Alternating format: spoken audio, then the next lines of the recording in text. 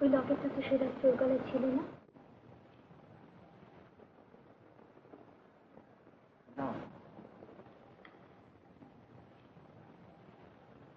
এখন আমি আদালতে একটি বেনামি চিঠি পেশ করছি। সুধাংশুবাবুর বিয়ের দিন আসামি এটি পেয়েছিল। ওটিকে এক্সিবিট জে বলে চিহ্নিত করা হোক। দেখুন তো, এটা আপনি চেনেন? খুব। বিজ্ঞাপনের উত্তরে কল্প এই চিঠিটাই তো পেয়েছিল। দয়া করে চিঠিটা আদালতকে পড়ে শোনান। কল্পনা দেবী, আপনার স্বামী শ্রী সুধাংশু গুপ্ত স্যার হরপ্রসাদের মেয়েকে আজ বিয়ে করছেন। লগ্ন রাত্রি 9:30। স্বামীর মঙ্গল যদি চান তবে এ বিয়ে বন্ধ করা, কারণ আইনের চোখে তিনি যে অপরাধ করতে চলেছেন তার শাস্তি জেল। ঠিকানা স্যার হরপ্রসাদ রায়, 184 বালিগঞ্জ পার্ক। আমার আর কিছু জানবার নেই হুজুর।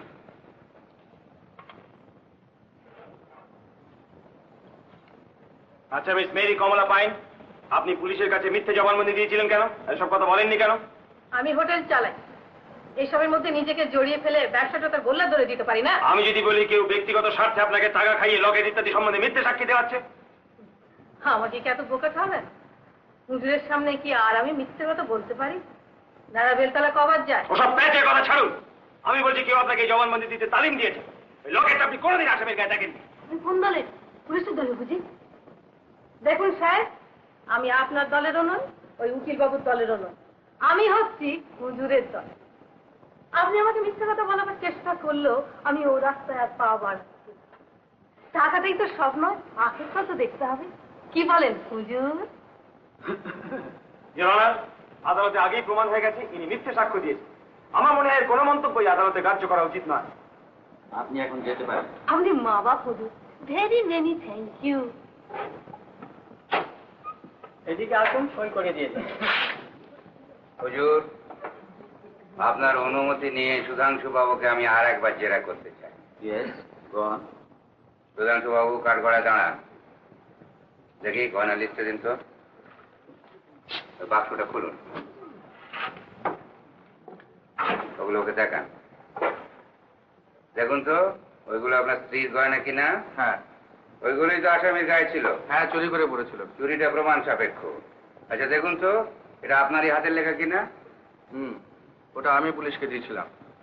পুলিশের কাছে যে জবানবন্দি দিয়েছিলেন তাতে বলা আছে যে আরো 1025 টাকার গয়না বাড়িতে ছিল, তাই না?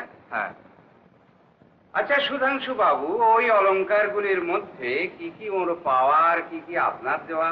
না দেখলে বলা শক্ত। আপনার স্ত্রীকে নিজে যেগুলি দিয়েছেন সেগুলো তো আপনার মনে থাকা উচিত। 2-1টা দিলে মনে থাকতো, কিন্তু অনেক দিয়েছে। হ্যাঁ, অনেক যখন আছে তখন অনেক দেবেন বই কি, কিন্তু সবগুলো না হোক কয়েকটা তো আপনার মনে থাকা উচিত। বিয়ের সময় জড়োয়ার নেকলেস, একটা হিরের আংটি আর এক জোড়া কান পাশা, আর কিছু চুড়ি টুড়িও বোধহয় দিয়েছিলাম। বিয়ের পর অনেক জিনিস দিয়েছে, যথা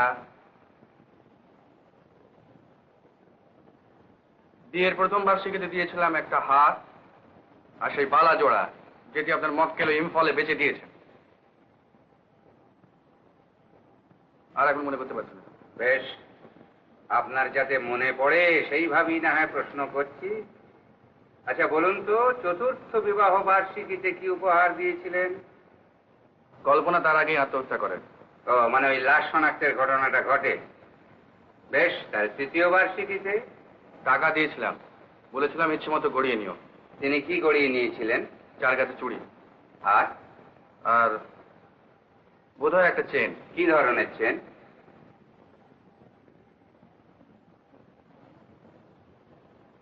মনে করতে পারছি না। বেশ, আমি মনে করিয়ে দিচ্ছি। এক্সিবিট আইটা দিন তো।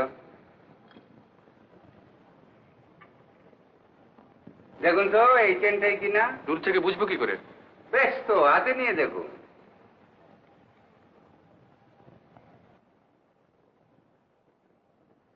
সে কি মিস্টার গুপ্ত, টিংমং জুয়েলার্সের দোকান থেকে অফিস ফেরটা আপনি নিজে ওটি ডেলিভারি নিলেন, অথচ আজ চিনতে এত সময় লাগছে?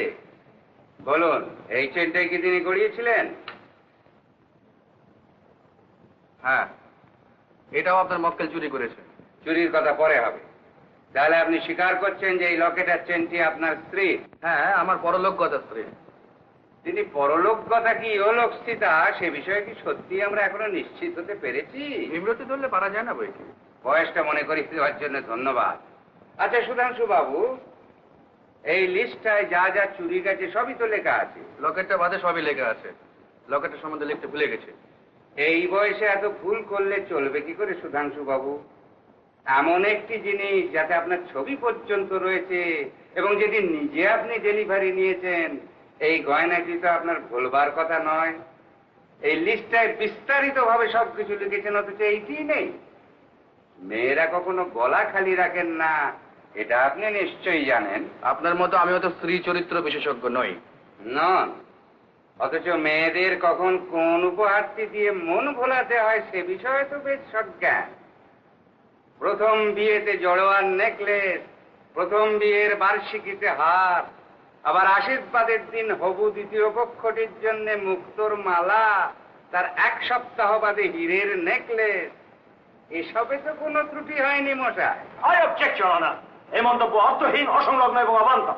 Objection overrule. আপনি প্রশ্ন করুন। লকেটের ব্যাপারটা আদালত বিশদভাবে জানতে চায়। লকেট চেনটাই আপনার ভুল হলো কি করে? ভুল যখন হয়েছে তখন কেন হয়েছে কি করে বলবো? ভুল আপনার হয়নি এবং চুরিও যায়নি। চুরিটা আপনার নিছক মন গড়া কথা। সেই রাত্রে ভদ্রমহিলা যে গয়নাগুলো গায়ে দিয়েছিলেন তাই থেকে আপনি লিস্ট তৈরি করেছিলেন। ওই লকেটটা ওর গলায় ছিল না, তাই আপনি ওটা লেখেন। তাই যদি হবে তাহলে ভাঙা গয়নার কথা কি করে লিখলাম? ভাঙা গয়না তো কথার কথা, মিথ্যে কথা, ফিকশন অফ ইউর ইমাজিনেশন। আপনি এই লকেটটা কোথায় পেলেন মিস্টার ব্যানার্জি? হুজুর, বিয়ের রাত্রে আসামি যখন আমায় সঙ্গে নিয়ে যাবেন বলে আমার বাড়িতে আসেন, তখন ফিজ বাবদ এটি আমাকে দেয়। ইওর অনার, এটা কি অদ্ভুত ঠেকছে না? চিঠিতে সোজা বিয়ের আসলে না গিয়ে আসামি উকিলের শরণাপন্ন হলেন কেন? মাননীয় ব্যারিস্টার সাহেব চিঠিটি নিশ্চয়ই ভালোভাবে পড়েছেন। ওতে লেখা আছে সুধাংশুবাবু বেআইনি কাজ করতে চলেছেন। সুতরাং উনি ওর স্বামীকে বাঁচাবার জন্য যদি কোনো আইনজীবীর কাছে গিয়েই থাকেন, সেটা কি খুব অস্বাভাবিক? তা শহরে এত আইনজীবী থাকতে উনি এর কাছেই বা গেলেন কি করে? পাইন হোটেলের কাছেই আমার বাড়ি হুজুর। সে অবস্থায় উনি কি বর্ধমানে উকিল ঠিক করতে যাবেন? আসামি পক্ষের যুক্তি কিন্তু আমাদের সন্দেহ ভঞ্জন করতে পারলো না ইওর অনার। যে জেগে ঘুমোয় তাকে জাগানো শক্ত হুজুর। তর্ক থাক। Please proceed mister Banerjee. হুজুর, চুরিটা কিন্তু আদালতে প্রমাণিত হলো না এবং ওই রিপোর্টগুলো কল্পনা দেবীর মৃত্যুকে প্রমাণ করতে পারল না। সুতরাং আসামি যে প্রতারক এ কথাও প্রমাণিত হলো না। তা যখন হলো না তখন উনি নিশ্চয়ই কল্পনা দেবী। আইন বলে অপরাধ যতক্ষণ প্রমাণিত না হয় ততক্ষণ অভিযুক্ত ব্যক্তি নিরপরাধ। মিস্টার মিত্র, আপনাদের পক্ষে আর কোনো সাক্ষী আছে? আপাতত নেই ইওর অনার। আমার মনে হয় ফরিয়াদি পক্ষ থেকে যেসব প্রমাণ আদালতে দাখিল করা হয়েছে তা যথেষ্ট নয়। ইওর অনার, সাক্ষীর সঙ্গে একটু পরামর্শ করবার জন্য আমি আদালতের অনুমতি চাইছি। ইয়েস, ইউ মে গো। আসুন বাবু।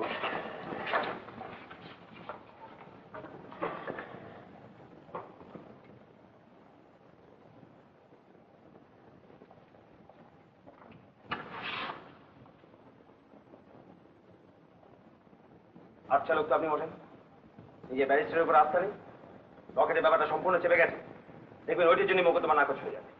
তার মানে ওই মেয়েটি ওর স্ত্রী বলে প্রমাণিত হবে? তাই তো দেখতে পাচ্ছি। একবার যদি আমাকে লকেটের কথাটা বলতেন তাহলে এভাবে আমাকে বেকায়দায় পড়তে হতো না। You know I hate losing a case. কিন্তু মিস্টার মিত্র, আমার যতদূর মনে পড়ছে যে রেঙ্গুনে থাকতেই কল্পনা লকেটটা হারিয়ে ফেলে, আর সেটা অ্যাক্সিডেন্টের অনেক আগের ঘটনা। কিন্তু সেটা ওদের হাতে গিয়ে পড়লো কি করে? বুঝতে পারছেন, একটা ব্ল্যাকমেল, তা না হলে এত তৈরি হয়ে নামে। তুমি দেবেন সেনকে আনিয়ে নাও। কিন্তু তাকে এখন পাবো কোথায়? সে কোথায় আছে, কোন জাহাজে আছে, কি করে জানবো? দেবেন সেটা তো কল্পনা দেবীর ভাই। হ্যাঁ। মিস্টার গুপ্ত, যেমন করে হোক ভদ্রলোক এখানে আমাদেরই হবে। আচ্ছা, এই দেশে কল্পনা দেবীর কোনো আত্মীয় নেই? আগে না, আমাদের মতো ওরাও 3 পুরুষ ধরে বার মারে। তাহলে দেবেন সেনকে আমাতে হারে, ওই নিয়ে কেস উল্টে যাবে। হ্যাঁ হ্যাঁ, সেই ভালো। আপনি জজ সাহেবকে গিয়ে বলুন যে আমরা কল্পনার দাদাকে আনাচ্ছি। দেবেন সেনের নাম শুনলে দেখবেন মেয়েটি ভেঙে পড়েছে, কেসটাও শেষ হয়ে গেছে। Right, that's good.